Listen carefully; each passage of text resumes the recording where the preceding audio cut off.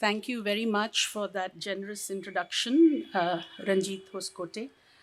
I'm very grateful to Shri Sabyasachi Mukherjee, Director General of the Chhatrapati Shivaji Maharaj Vastu Sangrahalaya and the Jehangir Sabavala Foundation for inviting me to deliver the Jehangir Sabavala Memorial Lecture, especially in the celebration of this great artist's birth centennial.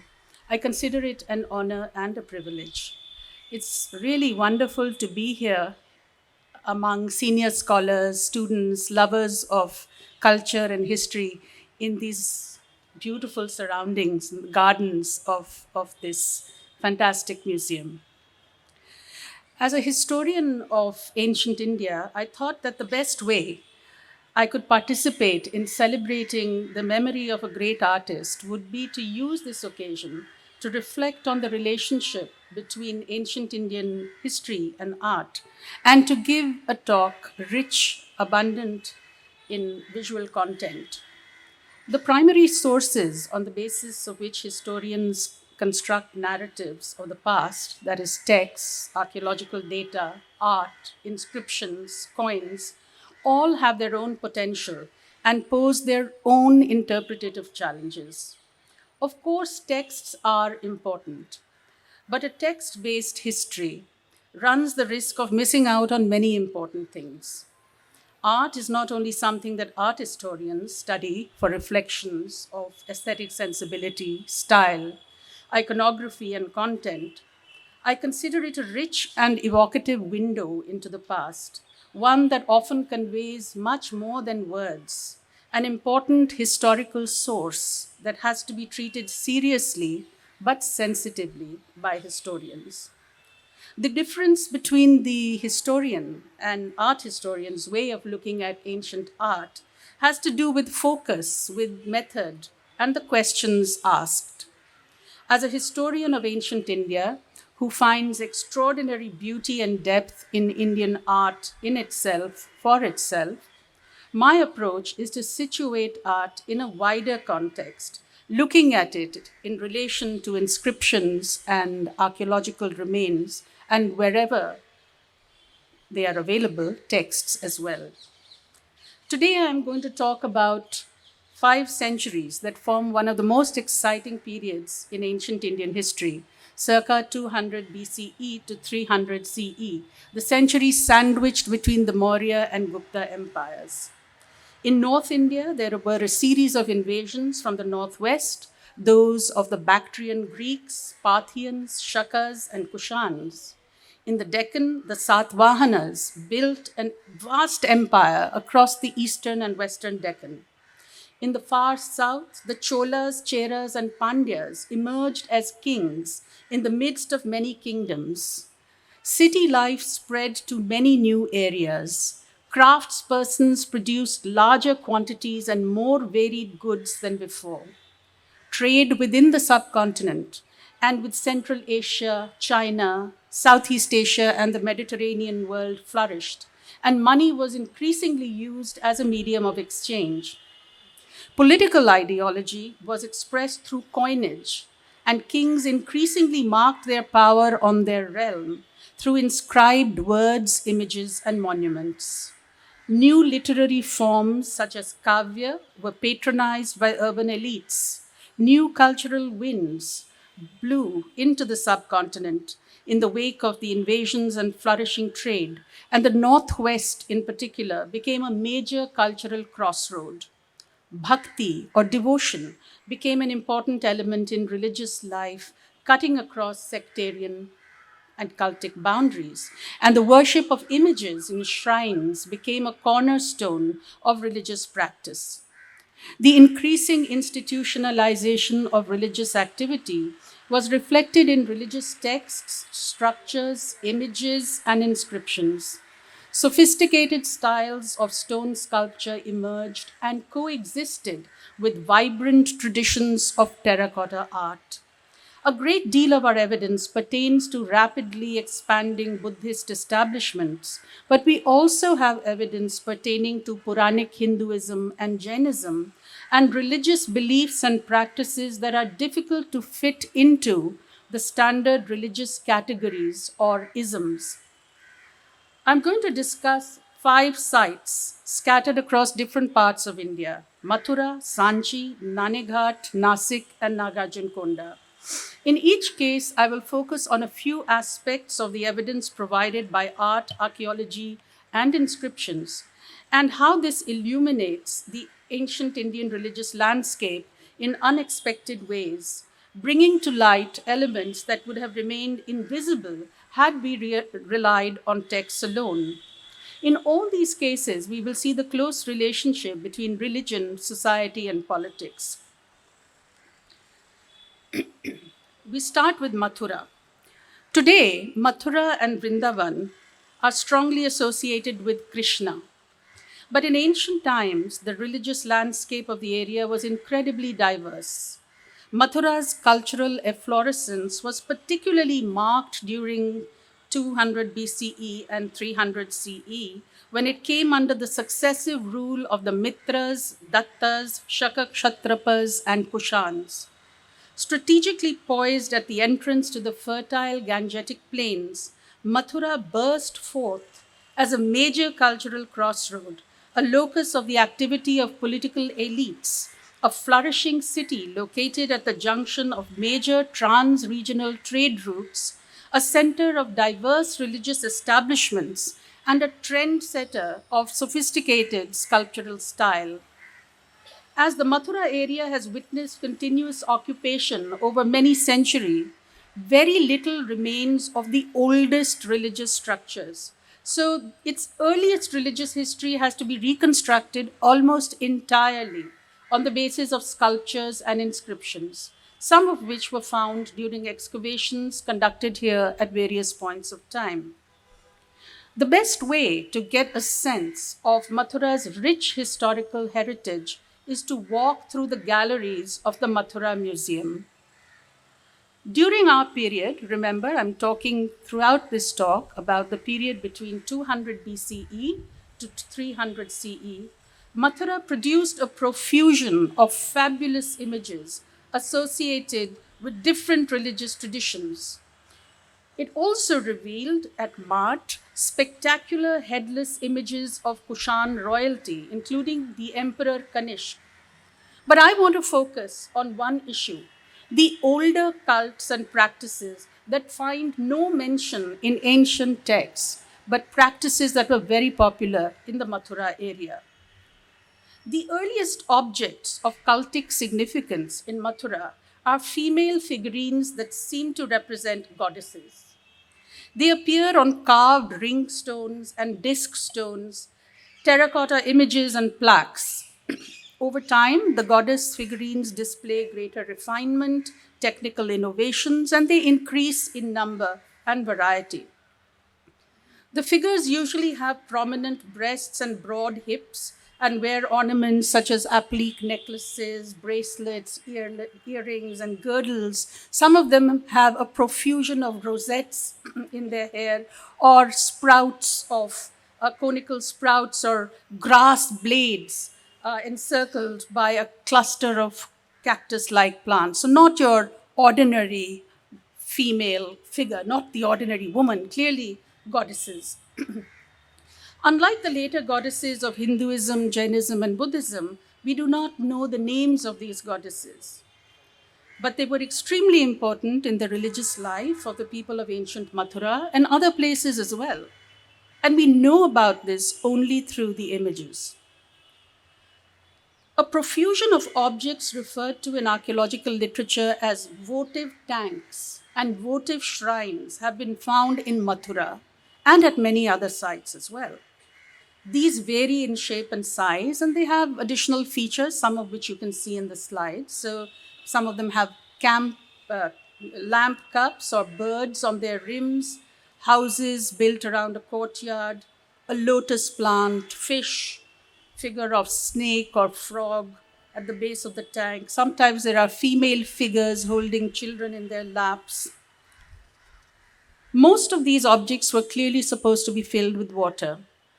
The excavations at Sonk in Mathura yielded 266 fragments of such objects from the 3rd century BCE to medieval levels, showing that they were part of the paraphernalia of domestic worship for over 1,000 years. Such objects have been found at many other sites as well. The religious texts do not mention them. Yakshas, and you have a beautiful yaksha in the sculpture gallery in this museum. Yakshas were deities connected with water, fertility, prosperity, and the wilderness. The exquisite sculptures on display in the Mathura Museum include an imposing grey sandstone figure discovered at Parkham village, assigned on stylistic grounds to the 2nd, 1st century BCE. There is an inscription on the pedestal which says that this image was made by a person named Gomitaka, pupil of Kunika, and was set up by 8 brothers, members of the Manibhadra Puga congregation. Texts mention Manibhadra as a yaksha worshipped by travelers and merchants. The worship of female deities associated with fertility and childbirth, believed to have the power to protect children and ward off disease, is an important part of popular religion all over India today. In the early historic period, these functions were associated with yakshis or yakshinis, the feminine counterparts of the yakshas. An inscribed red sandstone image of a female figure seated on a wicker stool belonging to the 2nd or 1st century BCE represents the Yakshi Lavaya, we know from the inscription. She's not the most beautiful Yakshi. There are many more gorgeous ones, but this is the famous Yakshi with an inscription in the Mathura Museum. Yakshas and Yakshis frequently appear as demonic and frightening figures in Brahminical, Buddhist, and Jain texts. These and various other sculptures found at Mathura and other sites indicates their great popularity and the fact that they were once important foci of worship, of independent worship in households as well as temples. Another important aspect of religious life in ancient Mathura was the worship of serpent deities, Nagas and Nagis, associated with water and fertility. The majestic Chhadgaon Naga, bearing an inscription recording its installation near a tank by Senahastin and Bhondaka, is an important feature or an important sculpture belonging to our period.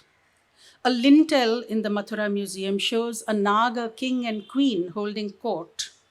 A Buddhist monastery was established by the Kushan king Huvishka on a place which is occupied by a mound called the Jamalpur Mound in Mathura. We know from an inscription found at that mound that there was an older Naga temple here, which continued to exist after the Buddhist monastery was built. We know this because an inscription on a stone slab refers to its installation in the place sacred to Dadhikarna, Lord of the Nagas. An inscription on a pillar base of the Buddhist vihara records that this was the gift of Devila, a servant of the shrine of Dadhikarna. So there was interaction between the Naga shrine and the Buddhist monastery. And the remains of a large, magnificent brick Naga temple were found at Sonk. These are among the earliest remains of temples that we have in the subcontinent. The Yakshas, Yakshis, Nagas, and Nagis cannot be described as foci of minor, exclusively rural, or folk cults. Their imposing stone images were the product of urban ateliers, financed by affluent urban patrons. They reflect iconographic conventions and artisanal skills and translocal popularity. They also imply community worship in shrines.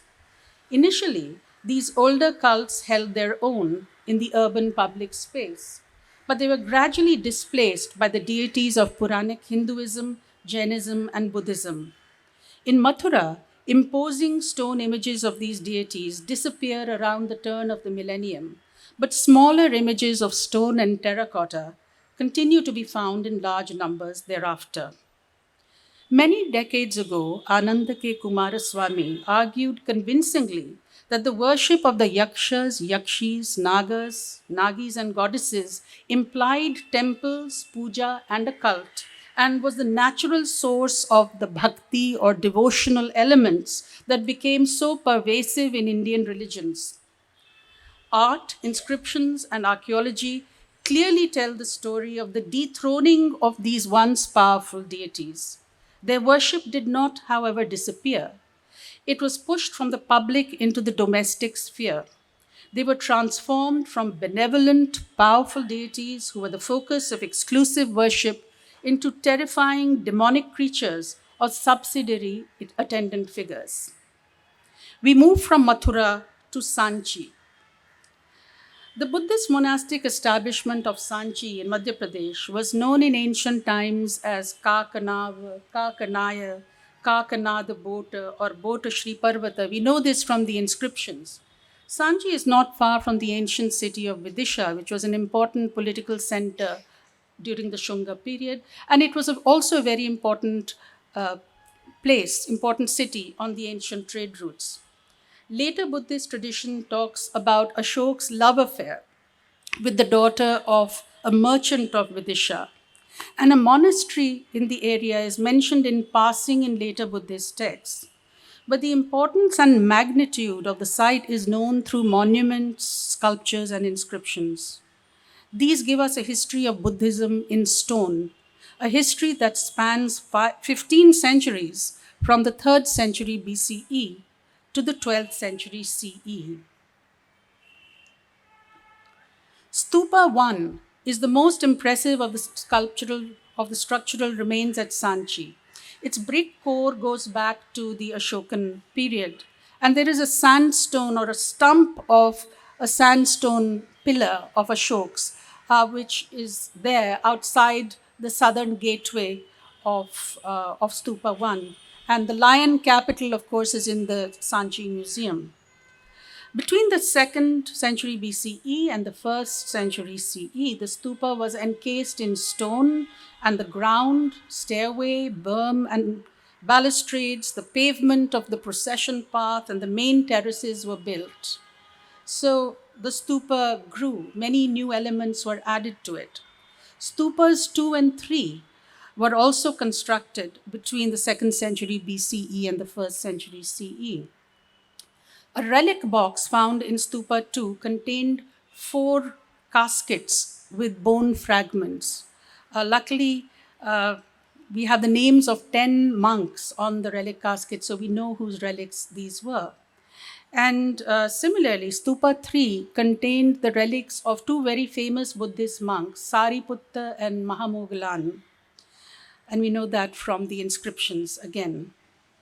Apart from the many stupas and so-called votive stupas, and I'm going to just show you a few images of the many different kinds of remains at Sanchi. We have stupas, of course.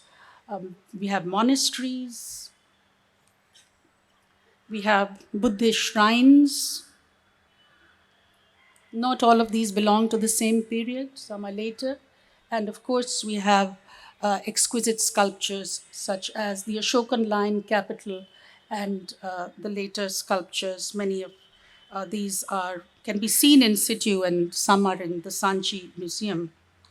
I'm not going to focus on the beautiful Sanchi sculptures, but on the inscriptions, thanks to which we know the names and background of the hundreds of people who gave money to finance this Buddhist monument. Most of the Sanchi inscriptions are very short, but there are lots of them, over 800. Most of them belong to the period between the 2nd century BCE and the 1st century CE. The inscriptions were inscribed to record the donor's identity and generosity, to specify the purpose of their gift, to give the donors a permanent place in the shadow of the sacred relics or the sacred structures, and in some cases to indicate who the merit, the punya accruing from the gift was supposed to go to. Some donors are described as gahapatis, or let me start, as sethis, bankers, or businessmen. And on the side in brackets, you see the number of references there are to these occupations. So sethis, bankers, or businessmen. There are 6 references to donors who were traders, 4 references to gahapatis or landowners, and some other occupations are also specified, although the numbers of these people from these backgrounds, the number of donors is not as large as one would expect, going by what the Buddhist texts say. There are also collective gifts made by people living in a particular place. For instance, the southern gateway has an inscription of the ivory carvers of Vidisha. The mention of native place indicates that most of the donors were from Malwa and adjoining areas. Some came from more distant places. So there is one donor who came from Aboda, which might be Mount Abu. And there are some references, 11 references to Pokhara, which could be Pushkar. But most of the donors seem to have come from the Malwa region. Apart from the establishment of the monastery by Ashoka, royalty had little role to play in Sanchi's efflorescence. The period when the Sanchi establishment was growing was also the time when the Manusmriti was written.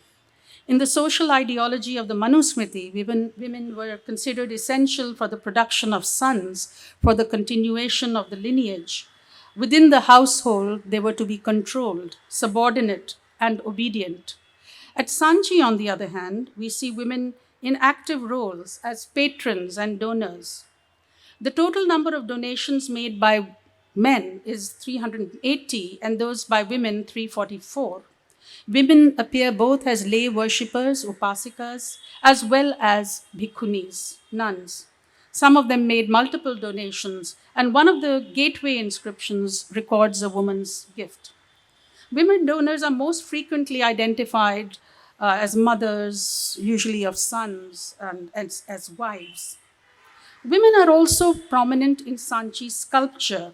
There are the yakshis or the shalabhanjikas, royal couples, townswomen looking down with interest from buildings at a passing royal procession, a depiction of the scene of Sujata's offering to the meditating Gautama. There are many images of women prostrating themselves before the symbolic presence of the Buddha in the form of the stupa or the Bodhi tree or the throne, excuse me, or making offerings on trays. Couples, sometimes accompanied by children, may represent donor couples. The unequivocal evidence of the Sanchi inscriptions indicates that during the period between the 2nd century BCE and the 2nd century CE, a strong element of monetary support for the building activity at Sanchi came from women. Women appear as donors in early Buddhist texts, but the volume of women's patronage visible at Sanchi and also at certain other Buddhist sites far exceeds what the texts would lead us to expect. Monks and nuns appear very often as donors in the Sanchi inscriptions. The early donative inscriptions include about 252 records of gifts made by members of the Sangha, that is the monastic order. Monks made 15.24% of the total number of gifts, I calculated, and nuns made just a little less, just over 14% of the total number of gifts. In most cases, they are described as bhikshus, or that is bhikkhus, or bhikshunis, or bhikkhunis, while in others they can be identified as monastics by their titles. There are many nun donors who belong to certain places: Nandi Nagara, Kurara, Ujjaini. Some inscriptions record collective gifts made by nuns of a particular place. This suggests the existence of nunneries in these places, and this constitutes very important, precious evidence for the little known history of the Bhikkhuni Sangha after its establishment in the Buddha's lifetime. According to Buddhist texts, monks and nuns were supposed to break off their ties with their family, with their worldly possessions. So, how do we explain such a large number of monastic donations at Sanchi? It has been suggested, these are the various suggestions, that maybe these monks and nuns went around begging for resources which they then donated, which I think is very unlikely. Another idea is that perhaps they temporarily assumed control over their wealth and family resources. Maybe they made donations to the Sangha without actually handling money, physically handling money. The basic point to note is that in spite of the strict injunctions against handling money, ancient monasteries have often yielded large quantities of coins. M. Hamid's account of the 1936 excavations of a vihara at Sanchi mentions these among the items that were unearthed: silver and copper coins, a jade strainer, sapphire, gold medallion, diamond, carnelian balls or beads, beads of semi-precious stones, emerald, ruby, so on and so forth. Some of the monks living in the monastery were evidently in possession of precious things. There is nothing in the textual evidence that prepares us for the sheer grandeur and richness of the monumental, sculptural, and epigraphic material at Sanchi. And there is nothing that prepares us for the evidence of women, monks, and nuns financing a Buddhist establishment in such a big way. It just goes to show, and this should not surprise us because we see it around us in everyday life. It just goes to show that there was often a big difference between what the religious texts prescribed and what people were actually doing in their religious practice. We moved closer home to Naneghat and Nashik. During our period, the political history of the Western Deccan was marked by a bitter conflict between the Satvahans and the Shakas. The Satvahan kingdom, which straddled the eastern and western parts of the Deccan from the late 2nd century BCE to the mid 3rd century CE, it's one of the major dynasties of our period. The Satvahans were Brahmins. The Shakas, who established their domain to the north of the Satvahan realm, were Scythians, nomadic warriors from the Eurasian steppes, described in the texts as Mlechas or barbarians. In fact, the concept of Mlecha, which originated in earlier times, gained a good deal of traction during the century when wave after wave of warriors, Bactrian Greeks, Scythians, Parthians, and Kushans, crossed the Hindu Kush and established their political control over various parts of northwestern, northern, and western India. The economic context of the profusion of monumental and epigraphic material in the Western Deccan was a strong urban commercial base. You can still see that in Mumbai.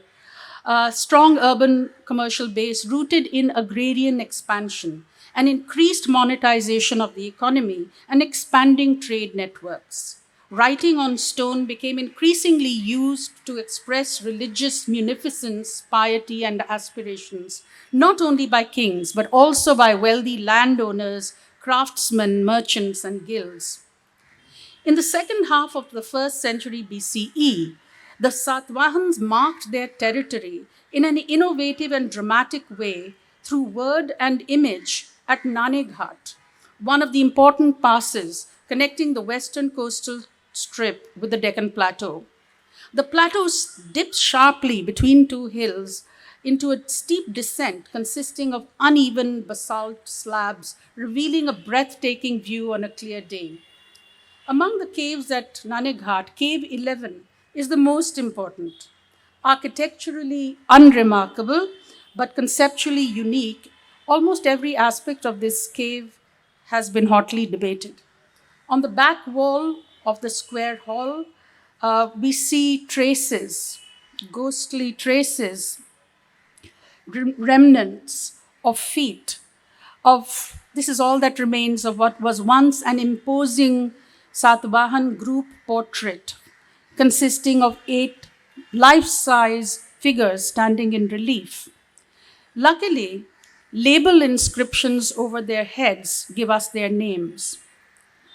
On the side of the same cave, there is a longer inscription, that of a Satavahan queen. We can infer that it is the Queen Naganika, wife of Satakarni I. And it eulogizes the queen, describes her as living the life of a pious royal widow. And it then makes way for a very long list of sacrifices, yajnas, some of which the queen had performed along with her husband. Refers to the Ashwamedha, the Rajasuya, and many other sacrifices, and some which she seems to have performed by herself. And the most striking aspect of the inscription is the description of the lavish dakshina, the sacrificial fee that was given to the Brahmins on the occasion of these sacrifices. So, all kinds of things, cows, horses, money, chariots, villages are detailed. So, this inscription actually proclaims the image gallery, which no longer survives, and this inscription, both these together proclaim the establishment of a new kind of kingship, that of the Satvahans, based on the performance of Vedic sacrifices. The Satvahans may have been responsible for opening out this past.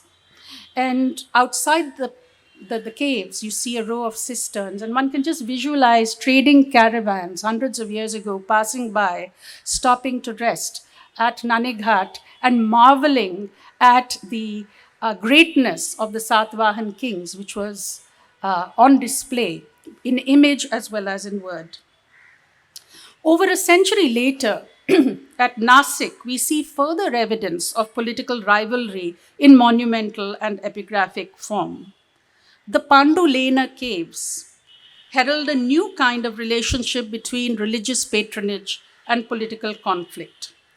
In about the third quarter of the first century CE, the army of Nahapan, and it was commanded by his son-in-law, Ushavadat. So Nahapan is a Shaka ruler whose kingdom lay to the north of the Satvahan principality, or Satvahan kingdom. And his army, commanded by Ushavadat, his son-in-law, moved southward, engaged the Satvahan army in fierce combat, and established control over the coastal and inland regions of Western India. These were not mere plundering raids. They were attempts to establish control over the economically important ports of Western India and their access to the cities of the hinterland. When Ushavadat arrived at Nashik in the course of his military campaign, a Buddhist establishment already existed there, and it already had attracted patronage from political elites. Ushavadat had Kshatrapa power boldly inscribed here by commissioning the construction of the large, elaborately ornamented cave 10. And the veranda of this cave has inscriptions of his and also inscriptions of his wife, Dakshamitra or Dakhamitra. And the inscriptions eulogize the greatness of Ushavadat, his generosity towards Brahmins, and the grants of land and money that he made towards to the Buddhist monastery. It is difficult to estimate how long the interregnum lasted, but it was an exceptionally intense conflict that resulted finally in the re-establishment of Satvahan control over the area by Gautamiputra Satakarni. When this happened, the inscriptions in Nahapan's cave were not touched. Instead, Gautamiputra commissioned the excavation of a more magnificent cave nearby, no doubt in order to eclipse the cave of his enemy. The one of the walls in the veranda of this cave has, it has two inscriptions which record land grants made by the king. And we are told that one of the villages that was granted previously lay within the domain of Ushavadat. In the same cave, some years later, the mother of Gautamiputra Satakarni, Gautamiputra Balashri, had another inscription inscribed. And this is a very important document in order to understand Satvahan political ideology. In this inscription, what you see is a blending of patronage to Brahmins with patronage towards Buddhist monasteries. And not only these inscriptions, the use of matronyms by the Satvahan kings and the prominent role played by queens reflected in these inscriptions indicate that although succession to the throne was patrilineal, women of the royal household enjoyed important positions of considerable authority. Before we leave the Satvahans, I just want to show you these images of these wonderful stone portraits of Satvahan kings. So, this is the most striking testimony to the celebrity status attained by the Satvahans.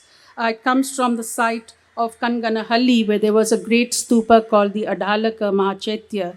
And there are no Satvahan inscriptions here, but kings of this dynasty are mentioned in 56 inscriptions, and there are relief portraits of these kings. One of them is Gautami Putra Satakarni, and the other one is Pulamavi. And I think the Satvahan kings or nobles must have had these commissioned. The power of the Satvahans and the Shakas, and also their rivalry, are reflected in coins and alluded to in Greco-Roman texts, but much more graphic evidence of political ideology and royal religious policy comes from Naneghat and Nashik. The last site I want to talk about today, Nagarjunakonda, which is located between the Nallamalai Hills and the Krishna River in Andhra Pradesh. It was once a sprawling, approximately 1.5 square kilometer archaeological site, rich in remains ranging from the Stone Age to the medieval period. During the time of the Ikshvaku dynasty, it was a capital called Vijayapuri. This site was discovered in 1926, and it has a very interesting modern history. During the period when plans were being drawn up for building the Nagarjuna Sagar Dam, it became clear that the building of the dam would destroy a very large and very important archaeological site. And there was a very fierce debate that took place in Indian Parliament on this issue. And poised in battle on both sides were proponents of heritage and conservation on the one hand, and those who argued that the Andhra farmers needed water for their fields and irrigation and electricity were of greater importance than archaeological heritage. And ultimately, it was decided that the dam should be built. But before it was built, there was a massive archaeological exploration and excavation project that was launched between 1954 and 1960. And the heritage, all the structures of the site, they were thoroughly documented. And some of the structures were transplanted on a hill, which now is an island in the middle of the Krishna River.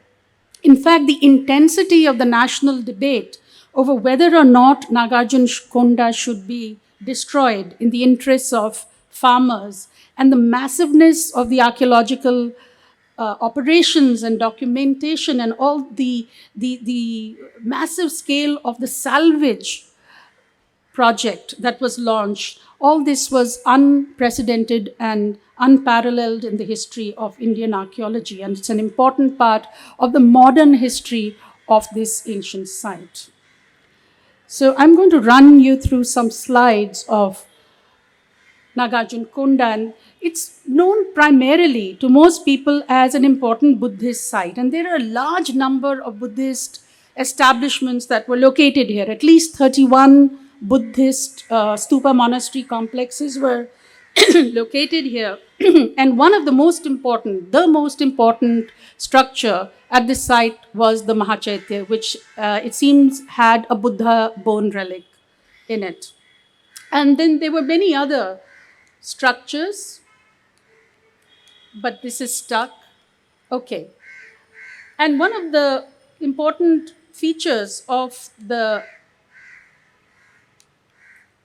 Yes, so this is the gold reliquary. A great deal of architectural variety has been discovered at this site. So you have many stupas, but stupas come in different shapes and sizes and with different plans. So you see a rubble-filled stupa, an eight-spoked stupa. You only see the base. You have to imagine the dome.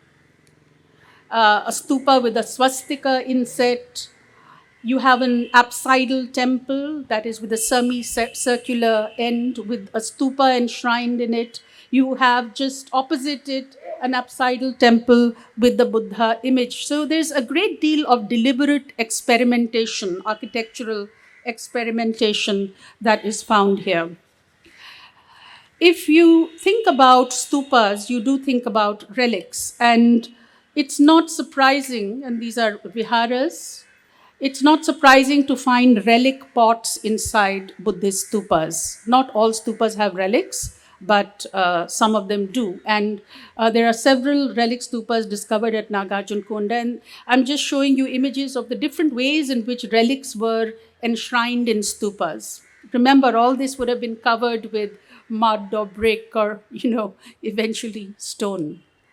We also have nestled reliquaries, like those little Russian dolls, one within another. So you have an outer relic casket of, let's say, which is it's made of pottery, of earthenware, inside which you have one made of stone, inside which you have one made of copper, then silver, then gold, and the precious relics right in the center. But surprisingly, in Stupa 9, apart from this sort of water pot and food bowl, bones of a cow or a bull were discovered. And bones of peafowl were also reported in the foundations of Stupa 1. So it's unusual because most people we associate Buddhism with non-violence, ahimsa. It is possible that these are some elements of consecration rituals or sacrifice that were prevalent in that area because animal bones have been found in the megaliths in the area around this. There are many other things that reflect the everyday life of monks, but because I'm running out of time, I just want to say a little bit about the donors. At this site of Vijayapuri, there was a great deal of patronage from royal women. Chanti Siri, who was a royal woman, made many gifts at Vijayapuri. But there was also a non-royal woman named Bodhi Siri who gave a lot of money to finance the, the buildings here. Historians tend to understand religious donations as attempts of social and political groups to assert or legitimize their status. And this is no doubt an important part of the story. But the language and expression of religious piety in donative inscriptions tells us something significant about people's religious beliefs and sentiments. And inscriptions from many sites indicate a belief in the transfer of merit. And by the way, this is, as we all know, this is not a belief that is confined to Buddhism. But the inscriptions at Nagarjunakonda, for instance, refer to several aims, reasons, anticipated benefits of the gifts, including the longevity and victory of the king, the happiness and welfare of the donor, or his or her relatives in this and the other life, the welfare and happiness of all beings. What a wonderful sentiment to make a gift for this, and the attainment of nirvana. Now, according to Buddhist texts, it is good to make gifts, but you cannot attain nirvana by making gifts. But the inscriptions from Nagarjunakonda and other sites indicate precisely this belief. So, another place where we see a gap between theory and practice. Last point I want to make about Nagarjunakonda, often treated as a Buddhist site. It's much more than that because we have remains of Hindu temples, Vaishnav and Shaiv temples found here, and there are images of this and later periods which indicate that there were many temples at this site. Also, some Jain images, possibly this might be Also, a Jain temple may have been located here, and the good old Naga. The Naga is ubiquitous, who turn up everywhere. So, I'm going to conclude by giving you my sort of summing up remarks. I'm not trying to argue that the visual, epigraphic, and archaeological sources are somehow inherently superior to religious texts for reconstructing the history of religion.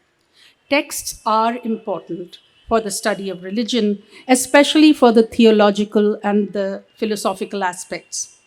I'm arguing that a history of religion that is based on texts alone has severe limitations. Apart from their elite authorship and problems of dating, ancient texts reflect a phase when the practices they mention have been accorded a formal sanction and hence conceal their much earlier origin. Religious traditions seeking to attain or having attained a position of dominance try to marginalize other traditions that may have been very important at the time. They suggest fixity rather than fluidity. Regional and local variations are not always clearly reflected in ancient texts, and many popular practices find no mention whatsoever. Texts lay down boundaries that were often transgressed in practice. The sources that I have discussed today also have their limitations. A very small fragment of the material culture of ancient times is captured in the archaeological record. Most of it has been destroyed, lost in the dust of time. Inscriptions have to be interrogated in the same way as texts are. Visual sources cannot yield their full historical potential without a sensitivity to their stylistic and aesthetic dimensions. No source communicates the past in its entirety and complexity. Each source has its specific potential and requires specific interpretative techniques. This is why simplistic attempts to corroborate the testimony of different sources may produce a discordant cacophony rather than harmony. The sources of history bring the past to us in the form of fragments, like the many colored glass fragments in a kaleidoscope that create an endless variety of dazzling patterns depending on the way in which it is turned. But the image of the kaleidoscope too has its limitations because all historical interpretations do not have equal validity. They must stand up to high standards of source interpretation, logic, and argument.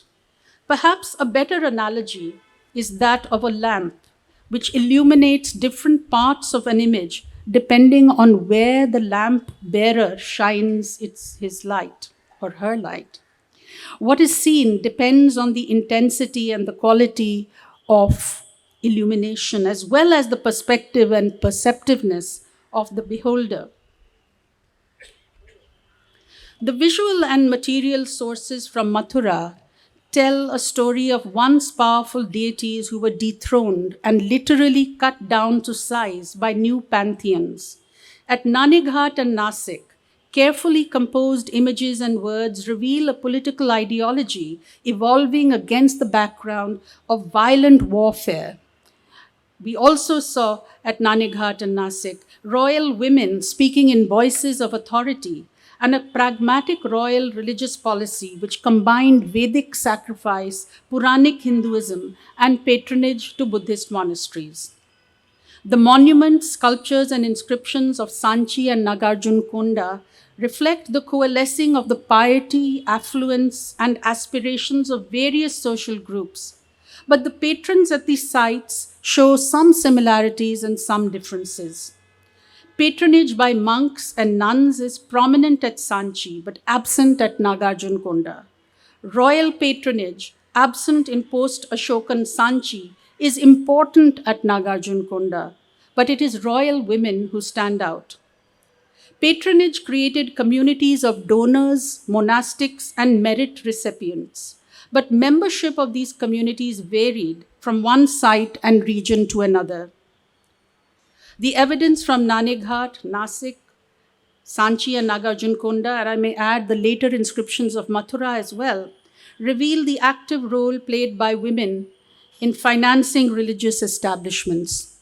The religious landscape at Nagarjunakonda and many other ancient sites is pluralistic and defines simplistic categorization.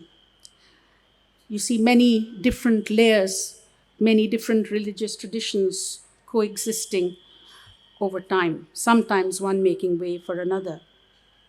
These and many other important aspects of religious history and the relationship, the connections between religion, society, and politics would have been only dimly visible, in some cases invisible, were it not for the illumination provided by art, inscriptions, and archaeology. Thank you.